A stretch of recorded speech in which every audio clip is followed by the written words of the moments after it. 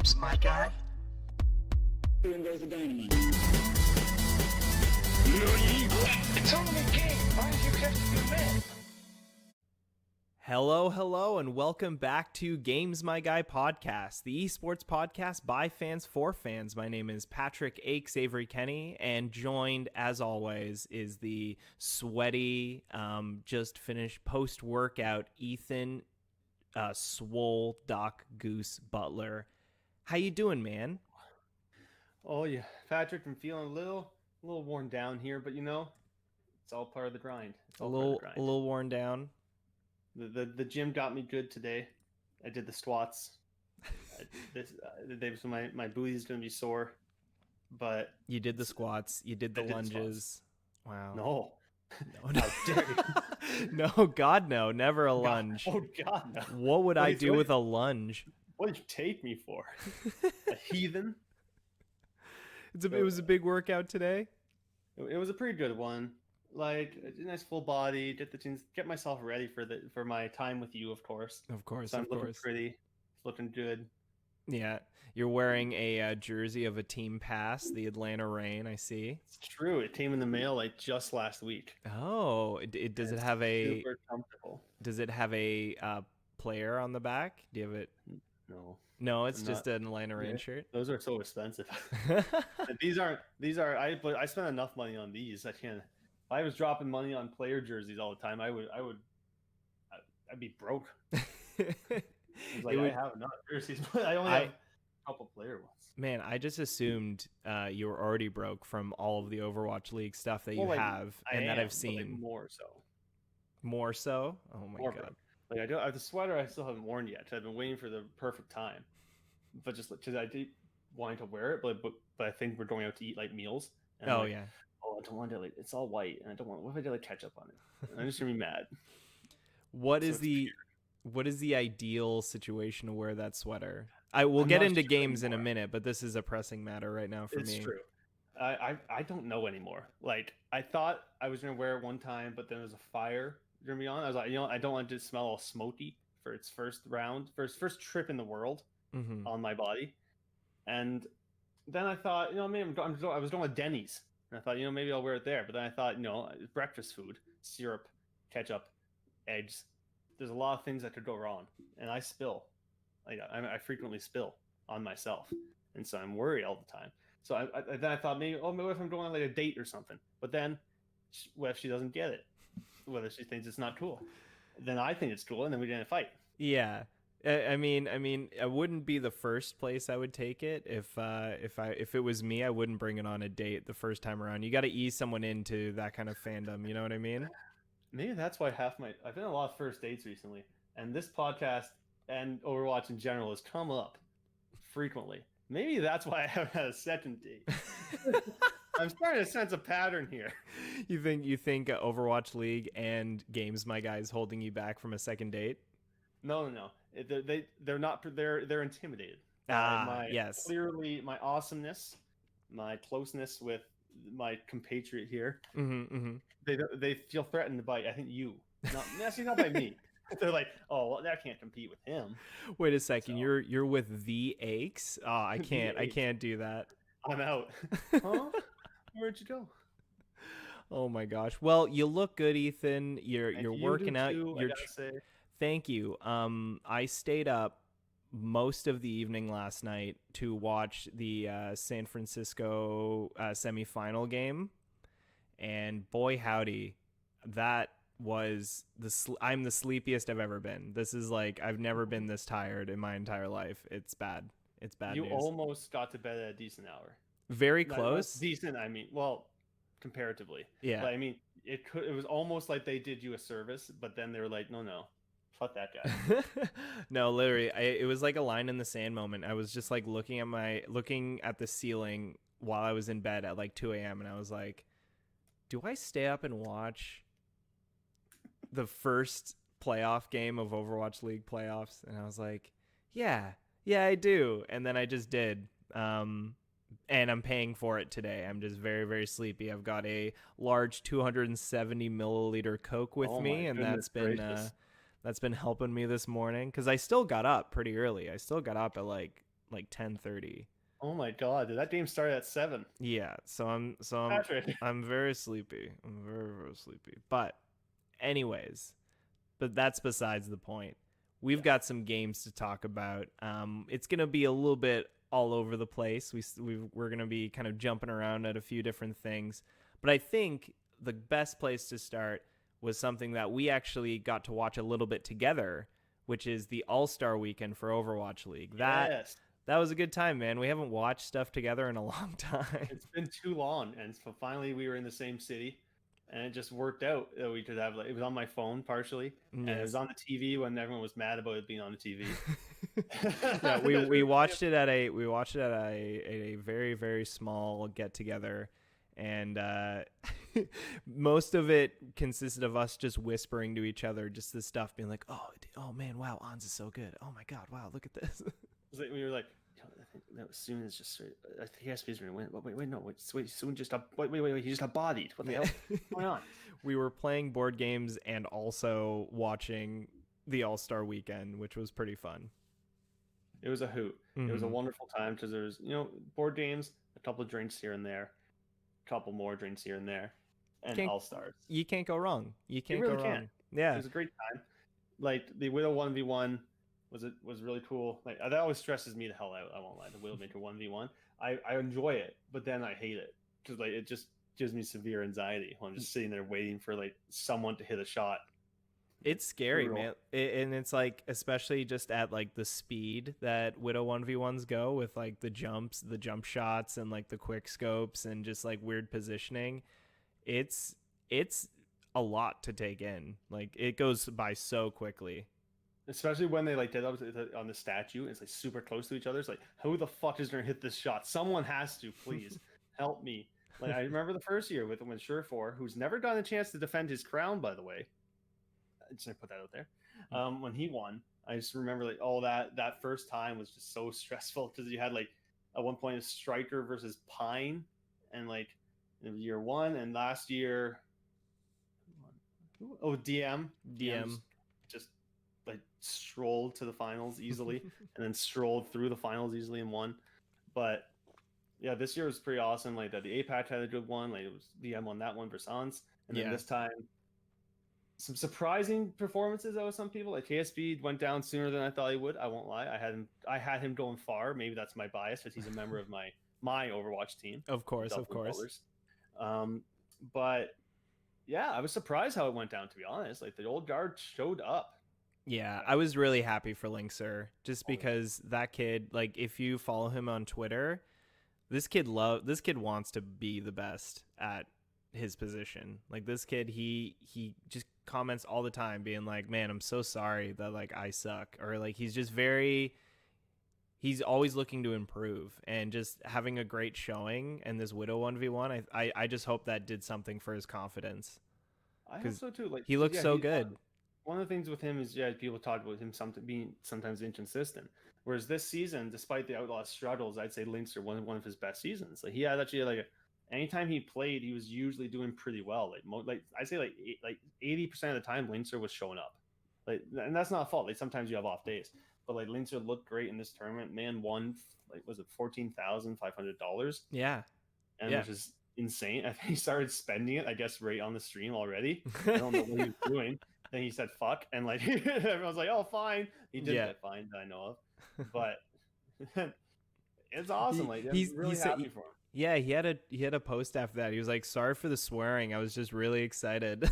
So I mean, like, wouldn't you be like John Spector comments like, we forgive you. yeah, of course. Like that's just one of those situations where he just popped off and he's just been in his room, right? Like he's not in the hype, he's not like live at the theater with everyone. It's just hype.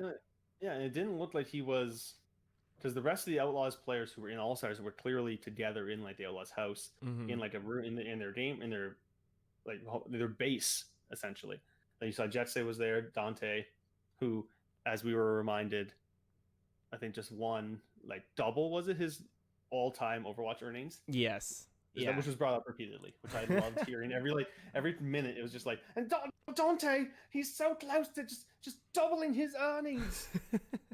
But Linkser did so well. We'll get back to Dante, but like Linkser, yeah, like especially like this should do something for his confidence. He came from behind. Like Soon was starting to run away with it, Yeah. and Linkster said no, and like showed up again and brought it home. Yeah, and I was really surprised. I mean, like maybe I shouldn't have been surprised, but Soon looked so good in the Widow 1v1. Like we were talking about that.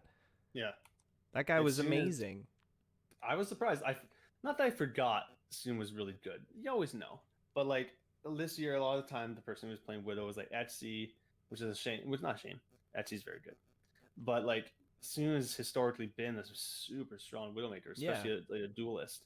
That's the funny thing that came down to two people who have been historically regarded as like top tier Widow duelists, not just Widow players, like Widow 1v1ers. Like there's like back in season 1, Linkster was like thought of as the one of the best, if not the best, Widow duelist.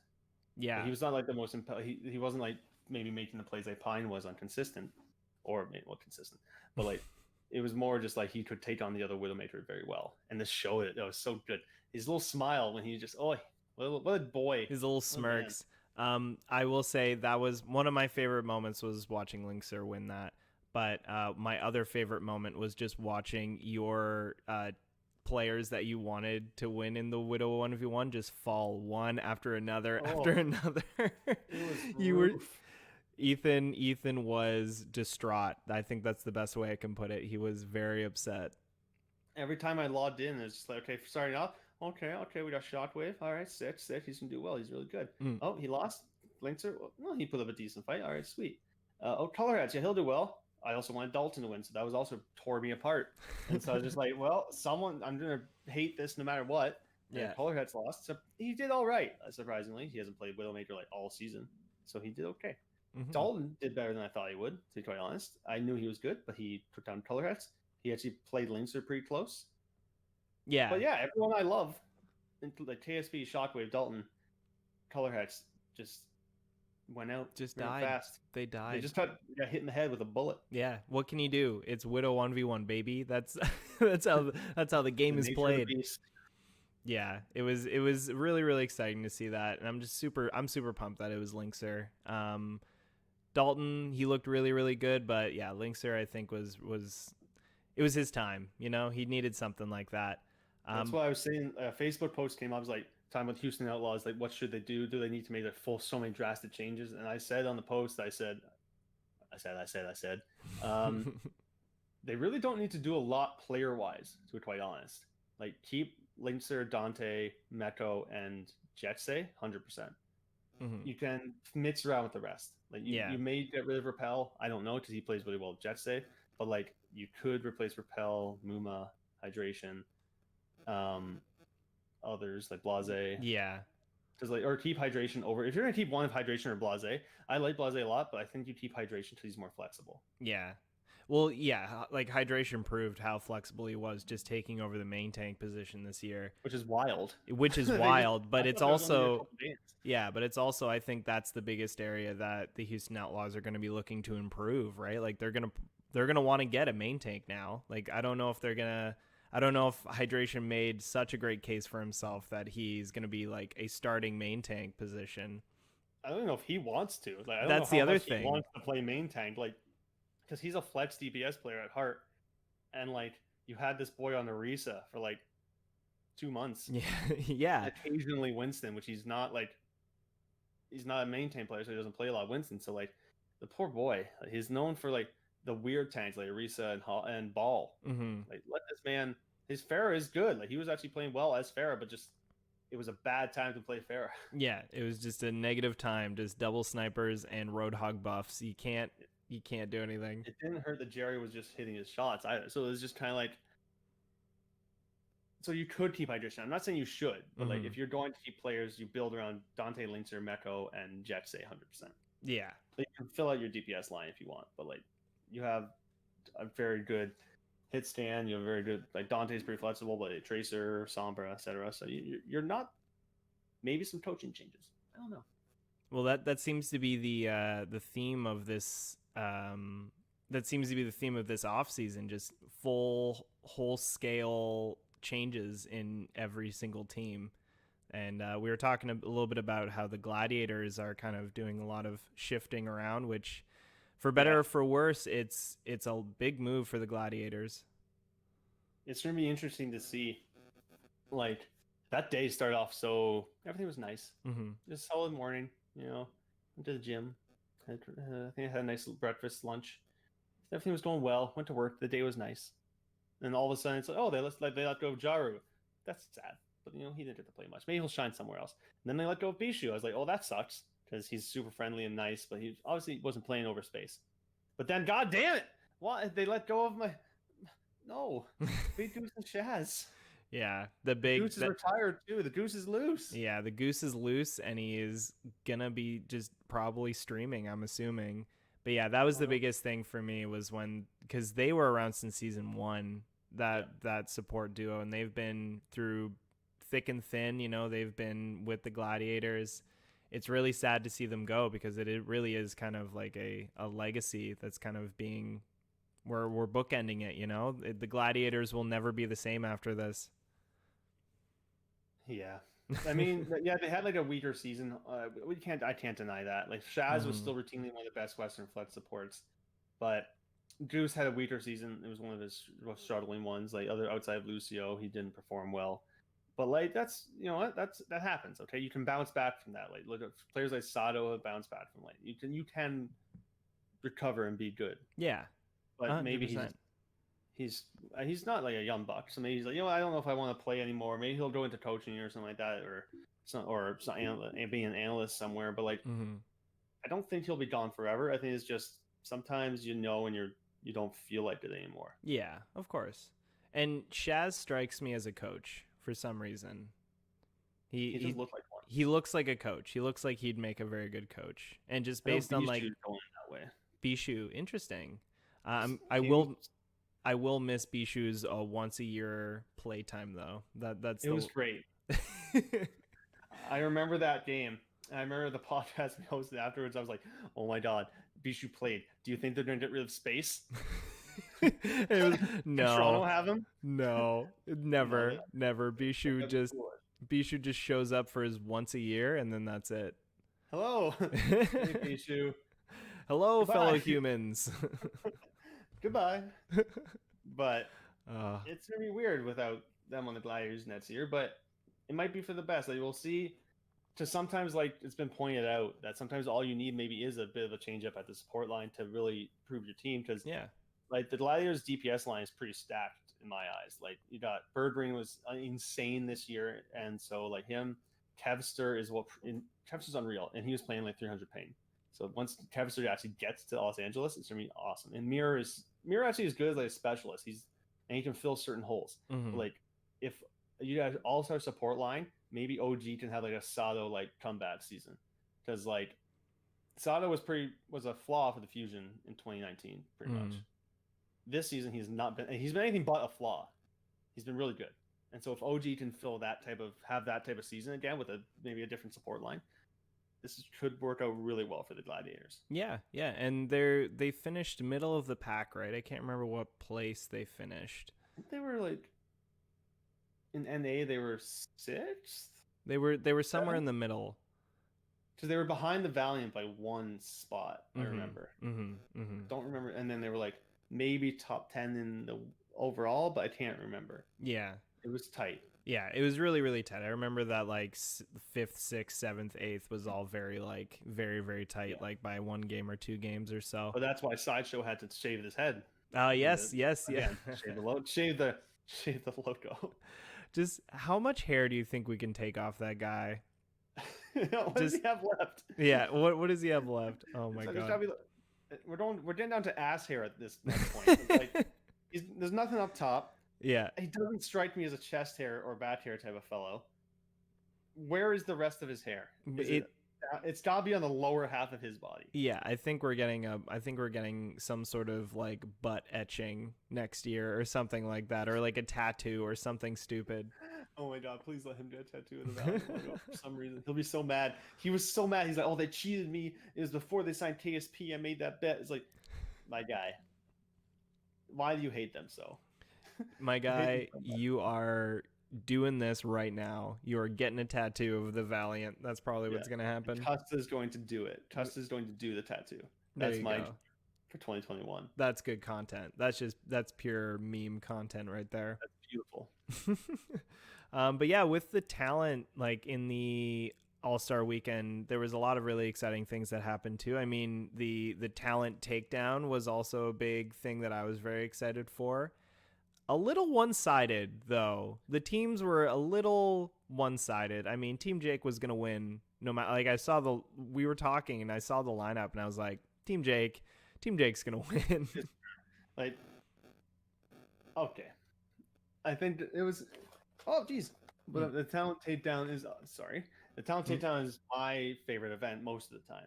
Like, especially like in 2018, 2019, it's the goofiest shit. The entrances and like Bren being cocky as hell and Uber losing usually. But Reinforce trying to find his legs back again. Reinforce just mauling because for the past 2 years he's been the only pro player in the former pro player in the talent takedown. So he's just like struggling to carry any team he's on. Like he'll pop off. But then this year you had like players. Yeah, Jake came in and Jake just ran away with it. And oh my goodness, Sideshow jumping off the edge, well primaling on point 3 has to be something that will go down as the purest of feeds.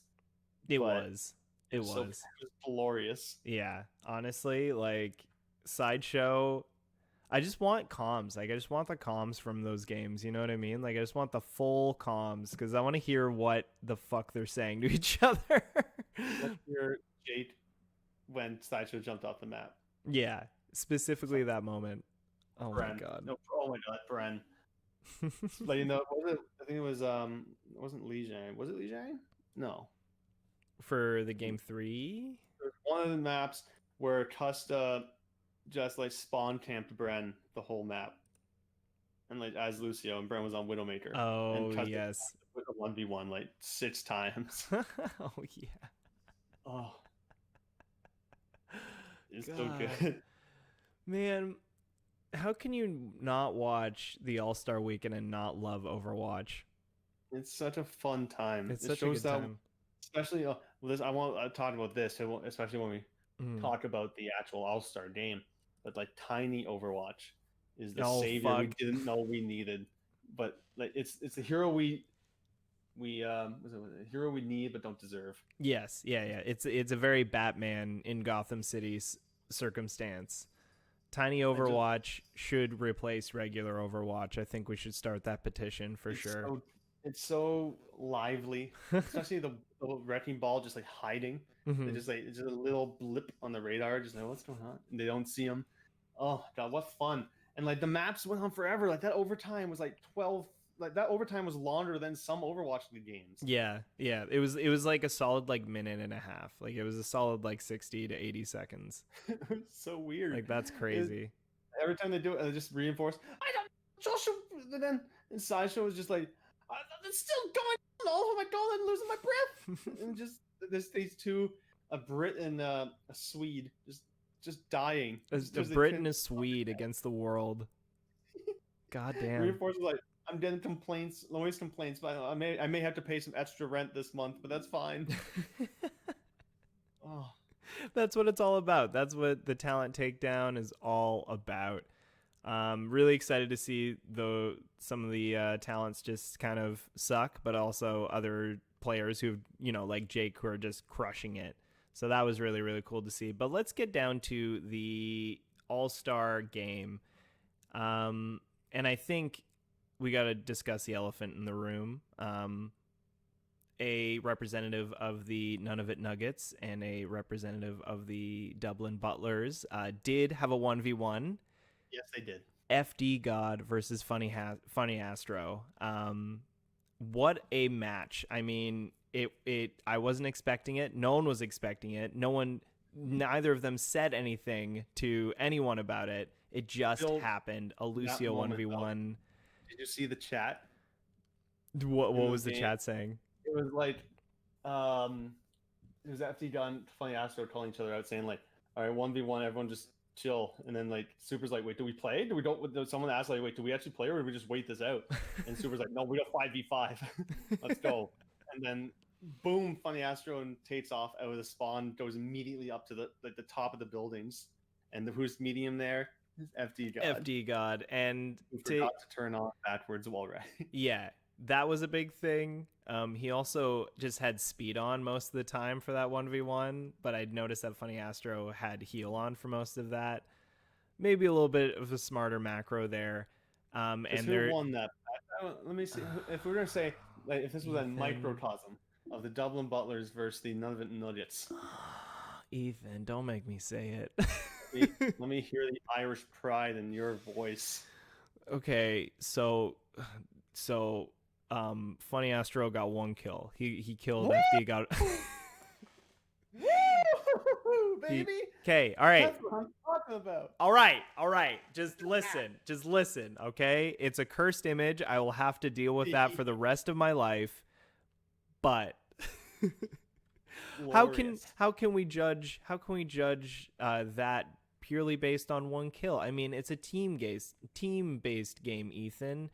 It's not even 1 kill doesn't even mean anything. Except for Europe. God Because damn was it. France versus UK, baby. I was so mad. Lads. I was so mad, Ethan. I loved it. I was so mad. stressful. I was like, oh, this is going to be super important to no one. Well, to a few people, maybe mostly just us. But, like, it had to come down to that. Of course it did. And 2 of the 3 most Reddit Lucios in the league. I'm so mad. Lee J. Don couldn't be there for he was in the other one. yeah. And so Someone had to. It was fitting. I wish it came out the Nugget way, but it didn't. So I have to respect that. But that image of Funny Astro killed FD God is just stuck in my brain forever, and I will never be able to unsee that. It's perfect. It's something I dreamed of. Not really. Man. Well, I love FD God too, but as we do, he's our prince. He is our prince. He is the Nuggets' pride and joy. We love him very much. It's great, but Funny Astro is our king, and It's so true. we must. He is the bow king down. right now. He's a wonderful boy, super deep voice, and he's just so much fun. We love him. But I mean, we've got some huge games coming up tomorrow. Yeah, I mean, it's grand finals weekend, so you got to get hyped about that. Sure. We saw some of the semifinal games happening: the Seoul Dynasty versus San Francisco, Philadelphia versus Shanghai. Kind of ended up the way that you thought it would. You know what I mean? Like I felt that San Francisco was going to win and Shanghai was going to win. But Seoul Dynasty looked okay. They looked okay in the first map. I was surprised, to be honest. Not surprised. Dynasty have looked really strong recently, and like I'm never one to doubt Prophet myself. Like I'm always scared of Prophet. I'm afraid he's just going to show up one day. He'll just like knock on your door. Play tracer guns and somehow kill me. And like that's how I'm going to go. It's just Prophet's going to kill me. But no, I'm never one to doubt Prophet. And like gestures looked really good on the HOD. Creatives on has been unbelievable. Like you though, I did feel the Shock were a stronger team overall. I just think, like top to bottom, I think they're just more competent. Yeah, I'm not trying to be insulting towards Dynasty. I think they're really great. It's just I think this season at least the Shock have shown more. Yeah, and so, they've been like decisively first place in North America for the entirety of the season. Like they've been winning consistently. You can't vote them out. Like even if Seoul Dynasty is the second seed out of APAC, San Francisco looks so good. They do. Like the Shock are an incredibly clutch team too. Like sometimes they maybe don't play as clean as other teams. On occasion they mostly do. But like they have players who can clutch it out for them. Like they got Choi Yobin, who's known for doing that like all the time. Ons, Striker, Violet, like the god. Like he's not a perfect human being. I don't agree with a lot of things he said. He said some horrible things, to be honest, on stream and whatnot, which is he should apologize for, and I know he has, which is good. But as a player, I'm just talking about him purely as like a flex sport player. He is really strong, and he kind of carried, especially on that last map. And so. It looked like the Shock was about to, like I said, give you a nice not early bedtime. You did that to yourself. I did it. I did it all to myself. To let you sleep. But then Seoul Dynasty really turned it around, and like they were looking good. Yeah. Correct me if I'm wrong, but was there a couple C9s, Patrick? Yes. There were a couple C9s. And honestly, I didn't think we'd be seeing anything like that near the grand finals this close, you know? It's It was a little crazy. It was a little insane. But more insane was Super getting the start on the first game playing Hell yeah, Roadhog. baby. Come on. Our boy He Matthew made it. DeLisi. Matthew Cashew, Super Grand Finals champion, Stage 2 champion. What is it? World Cup gold medalist. All-star, Inspirational. inspiration. Cosplay enthusiast. Beautiful woman, beautiful man. He's just the perfect human being. Yes. And so- It was good. It was good to see him get the start. At least, even if it was just for one map, that's cool. That's cool with me. Yeah.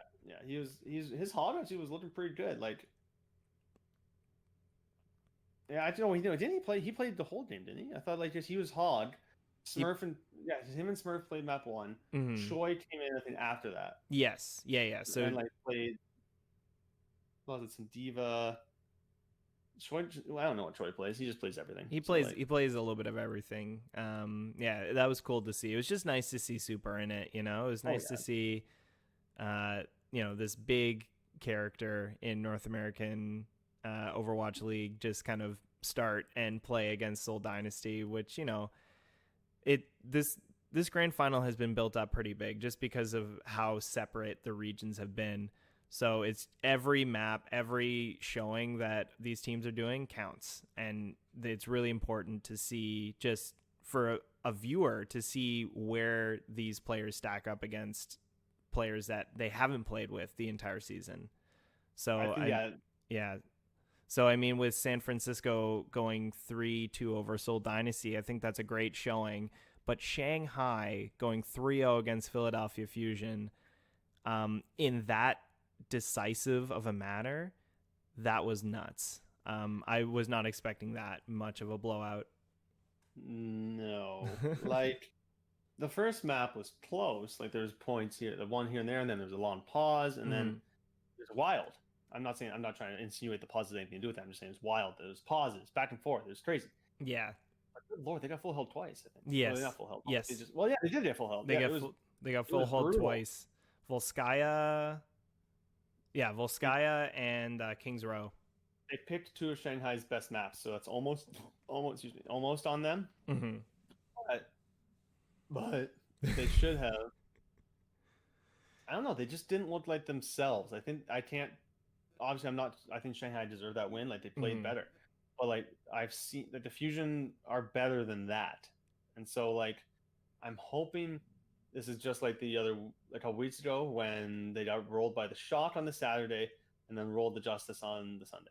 Yeah. I'm hoping it comes out well in that regard.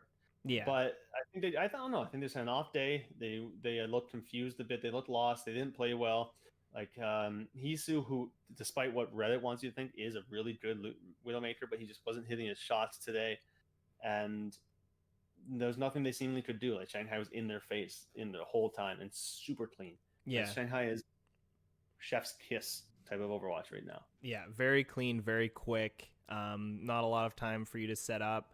And I've also noticed that they kind of use their ultimates not as like a placeholder for stuff. Like they're not like, okay, we're going to use the EMP now. It's very fluid, the team fights. Like they basically just cycle ultimates as they come, which is very different from how North America uses their ultimates and how they like get their ult charge. So, I mean, might be just a situation where it's like playing differences. It's just like different styles, but clearly Shanghai knows exactly what they're doing, and it's working very, very well. And it was surprising to see, introduced that it wasn't the traditional Shanghai lineup we've seen pretty much all season. It was Stand 1 and DM. Yeah. They destroyed. Like Stand 1 was unreal on the HUD.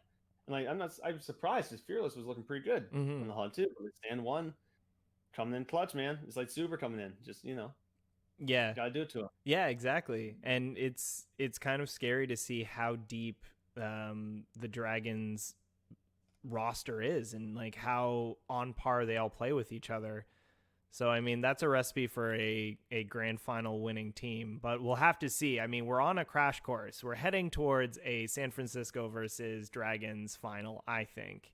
Well, they play tomorrow. They That's play the- tomorrow. they Yeah. play tomorrow to start things off. That's gonna be the first taste of it. See who will draw first blood. If Shotgun loses, they'll go down, and I think they could probably run away with the losers bracket. But if they win, then that's kind of insane. Like, it's gonna be nuts. Like tomorrow's game, I'm not mentally prepared. Like, it's just it's gonna be crazy. Like will Seoul like take the Fusion out and their hopes and dreams? Will the Fusion bounce back and like show that they are one of the most strongest teams in the league, which they have been all year? Mm-hmm. Will Shanghai continue the dominance? Will Shock, some who is somehow the underdog still, which I guess which makes sense. Will Shock create the upset here? Tune into DBZ next week because we're gonna find out. Yeah. Honestly, we're all gonna find out together. But that brings us to the end of our podcast episode. Ethan, do you have any final thoughts about anything we've talked about today? All-Star Weekend, the playoffs coming up. All I know is we're in for some good Overwatch and some good content, like the video where they did like cribs with the hotel rooms, and then Troy was saying, "Oh, I'm at home. My mom made me such good food," and then like it cut to Moth going, "I have to ration these noodles. Maybe they'll send me more." I hope they do. The Overwatch League bubble is not quite as established as, you know, maybe the NBA bubble or stuff like that. They don't just get catering to the rooms. No, like they had a lot of snacks, obviously meals, but like just talking about, I'm at home. It's when I got here, my mom, she made me so much good food. It was delicious. And my Moth was like, "I really want some more cup of noodles. Hope they send me some." Like he's being held hostage. I love it. Moth nervous. Yeah. Nervous. You know the rules, Moth. The size of keyboard determines what ration of food you have. So your little what is it, Gamer High School? What was that TV show called? Video Game High School. Video Game High School with that handheld, with that like hand. Those aren't real? I always assumed those were real. They are real. You can get them. Oh, Yeah. good. Yeah. I thought you were about to like shatter my hopes and dreams. Yeah, my very obscure joke, which is just funny for me and Ethan, but Moth, he has the disconnectable keyboard so that you can just use it for one hand. But in Video Game High School, they have those as well when they're playing their game. It's what they lock their mouse from behind it, like, "Shh, let's go." Yeah, and they just plop down and go. Oh man, maybe we'll talk about Video Game High School another day. Full episode, to be honest, we should. I think that'd be good. Remember. People need to remember. I remember watching that show. I was so psyched about it. I've seen it a few times. I love it. It's so trash. it's season 2 is so goofy, and then season 3 gets really emotional, but then goofy again. Well, maybe everyone will hear about it on another podcast episode. But we will see you all post champion grand finals. We'll see everyone post grand finals, and we'll see what happens, and we'll see you all next podcast.